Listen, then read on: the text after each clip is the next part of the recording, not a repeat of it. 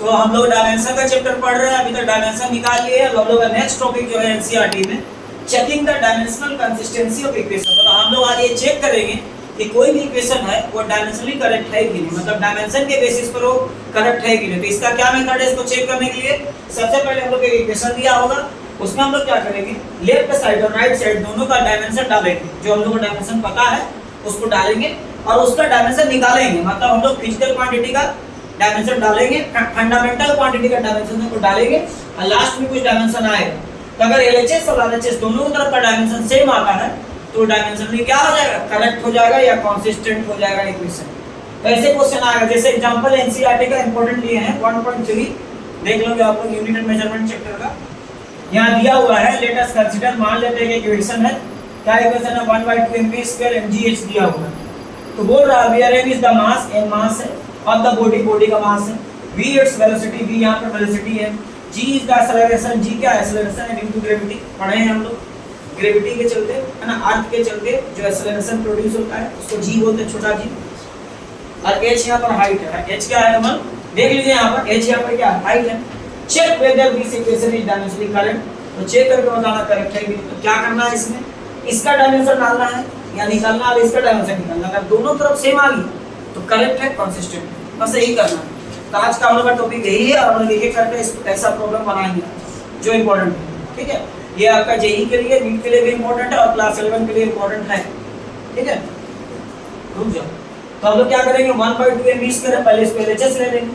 अब देखो 1/2 तो भाई नंबर है, नंबर का डायमेंशन तो होता नहीं है। m का डायमेंशन लोग पढ़े थे, m का डायमेंशन क्या होता है, m होता है।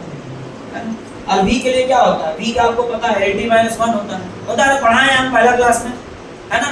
तो जो नहीं पढ़ा है वो वीडियो देख लेगा, पहला क्लास का है ना। तो v का क्या होता है, LD-1 होता है। इसका स्क्वायर है, इसका क्या है, स्क्वायर है, तो स्क्वायर लगा देंगे। अब इसको स्क्वायर करेंगे, इसका आ जाएगा m l square t-2 LHS आ गई। फिर इधर का निकालेंगे, RHS का वैसे ही करेंगे, mgh, m का m होता है, g acceleration due to gravity है, तो इसका LD-2 होगा। तो बोलेगा है क्योंकि हम पहले ही दिन पढ़ाए थे कि एक्सेलरेशन है ना, और एक्सेलरेशन ड्यू टू ग्रेविटी यानी a और g का डायमेंशन सेम होता है। तो जो d का डायमेंशन और a का डायमेंशन, a का डायमेंशन को निकाले तो LD- क्या होता है 2, तो g का भी होगा LD-2। इधर x तो हाइट है, हाइट मतलब एक प्रकार का लेंथ, इसका डायमेंशन है। फिर इसको मल्टीप्लाई करो तो ये आ जाएगा। अब देख लो दोनों सेम, तो जब भी दोनों सेम आएगा मतलब करेक्ट है। यहाँ नीचे लिख देना हियर LHS बराबर RHS, LHS equal to RHS, so it is dimensionally correct. तो आगे अगला क्वेश्चन दिया है, फिर से हमको चेक करना है डायमेंशनली करेक्ट है कि नहीं। इधर तो सबसे पहले ये क्वेश्चन क्या दिया, देखिए एकदम इंपॉर्टेंट क्वेश्चन है, ये एससी वर्मा से लिए हैं, जेईई के लिए है और एलएम के लिए। तो test dimensionally if the equation v² = u² + 2ax है ना, जो है मे बी मतलब है कि नहीं डायमेंशनली करेक्ट, इसको चेक करने बोला है। मे बी करेक्ट, क्या करेक्ट हो सकता है, यहाँ पर करेक्ट छूट गया है, करेक्ट लिखिएगा। तो टेस्ट डायमेंशनली अगर आप टेस्ट करो, if the equation equation is given here, which is equation, hello this is the equation v² = u² + 2ax, याद रखना x यहाँ पर s है, डिस्टेंस है। मे बी करेक्ट, क्या करेक्ट हो सकता है। तो चेक करने का क्या तरीका है, पहले LHS का डायमेंशन निकालेंगे, फिर किसका निकालेंगे, RHS का। अगर दोनों डायमेंशन सही आ गया तो फिर इक्वेशन जो है डायमेंशनली करेक्ट हो जाएगा। क्या हो जाएगा, तो पहले हम लोग कौन सा लेंगे, LHS। तो LHS में क्या है, v², तो v² मतलब v × v होगा। और v का हम पहले ही पढ़ा चुके हैं, पहला वीडियो बताया था, वेलोसिटी का LD-1 होता है। क्या होता है, तो इसका भी LD-1, इसका भी LD-1, दोनों को मल्टीप्लाई करोगे l का पावर 2 t का पावर -2 हो जाएगा। यहाँ 1 यहाँ 1 जुड़ जाएगा, -1 -2 हो गया। अब RHS मान लो क्या है, v² = क्या है, u² + 2ax है ना। तो बोला बोलेंगे u² + 2ax। अच्छा s भी ले सकते हो, x भी ले सकते हो, यहाँ पर आप x भी रख सकते हो, ये दोनों एक ही चीज है। ठीक है, मतलब अगर मान लो यहाँ पर आप u² + 2ax दे या s, तो s और x यहाँ पहले भी लिख दिए हैं, x और s दोनों दे सकता है, दोनों डिस्टेंस को ही बताता है, तो इससे कंफ्यूज नहीं होना है। अगर u² + 2x दे या u² + 2s दे, वो डिस्टेंस ही है, तो दोनों ले सकते हैं। मतलब टिक मार दिए, देखो u² का तो वही होगा जो v² का, क्योंकि वो भी वेलोसिटी है ना। v होता है फाइनल वेलोसिटी, u होता है इनिशियल वेलोसिटी। पहला वेग को u बोलते हैं, फाइनल को क्या बोलते हैं, v बोलते हैं। तो यहाँ देखिएगा, तो v² का जो डायमेंशन है क्या है, l² t² - 2 L square T square minus 2, या फिर ऐसे बोल सकते हो एल स्क्वायर टी का पावर माइनस 2। तो वी स्क्वायर का डायमेंशन क्या है? एल स्क्वायर टी का पावर माइनस 2। या फिर हम लोग ऐसे बोल सकते हैं, है ना, वी स्क्वायर का जो डायमेंशन है वो 2 है एल पर और माइनस 2 है टी पर। पता है ना ऐसे बोलने एक बार। तो हम लोग इसका डायमेंशन को जान के अब आरएचएस का निकालेंगे। आरएचएस का डायमेंशन निकालने के लिए हम लोग इस पर जाएंगे। तो वी स्क्वायर का जो डायमेंशन है एल स्क्वायर टी का पावर माइनस 2, वही यू का भी होगा क्योंकि दोनों को जैसे टी। तो जो वी का डायमेंशन है वही यू की वैल्यू देंगे प्लस 2 तो संख्या है, कुछ नहीं होगा। ये तुम्हारा एक्सेलरेशन है, एक्सेलरेशन का तो बताया था lt-2 होता है पहला वीडियो में, है ना, lt-2। ठीक है, जो भूल गया वो पहला वाला देख लेना। तो lt-2 लिख देंगे उसकी जगह। ये सभी बताया आपको। एस या एक्स क्या होता है? डिस्टेंस। डिस्टेंस का भी हम बताए थे पहला वीडियो में, एल होता है, यहाँ एल हो जाए। ये तो वही रहेगा। अब यहाँ एल 1 है, यहाँ पे 1 है, क्या होगा 2, यहाँ माइनस 2। अब तुम लोग पहले ही वीडियो में पढ़ा चुके हैं कि कभी भी डायमेंशन जुड़ता नहीं है। तो दोनों डायमेंशन जुड़ेगा तो नहीं, जो जोड़ने पर भी वही हो। मतलब अगर दो डायमेंशन को आप जोड़ोगे ना तो सेम होने पर भी वही रहेगा, जुड़ेगा नहीं, वही सेम रहेगा। तो इसको इसको जोड़ोगे तो वही रहेगा। तो आप देखो इधर भी वही है, आरएचएस में भी आ गया, एलएचएस में भी आ गया। एलएचएस में क्या आया? एल स्क्वायर टी का माइनस 2, टी का पावर माइनस 2 आया ना। तो और आरएचएस में भी एल स्क्वायर टी का पावर माइनस 2 आएगा। या फिर आप बोल सकते हो एल में 2 है, 2 डायमेंशन है एल में और माइनस 2 डायमेंशन है टी में। तो दोनों तो सेम आ गया। फिर आरएचएस और एलएचएस का तो दोनों सेम आ गया डायमेंशन। इस तरह से हम लोग बोलते हैं कि दोनों डायमेंशन क्या है? करेक्ट है।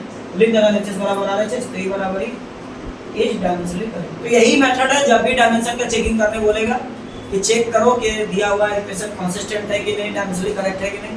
तो आप एलएचएस में डायमेंशन डालिएगा, आरएचएस में डालिएगा, दोनों सेम आ गया तो इक्वेशन करेक्ट होगा। ऐसे क्वेश्चन अभी एक और क्वेश्चन है डायमेंशन का, ऐसा आया है, यही चैप्टर में आगे क्वेश्चन दिया है ना। If the centripetal force is of the force m equal to a, sorry m का पावर a, b का पावर b, r का पावर c है, तो find the values of a b c। तो ऐसे क्वेश्चन भी आता है। मतलब आपको एक तो कोई फॉर्मूला टाइप का दे देगा और उसका पावर चढ़ा देगा और डायमेंशन का यूज करके आपको उसका पावर निकालना है। क्या करना है?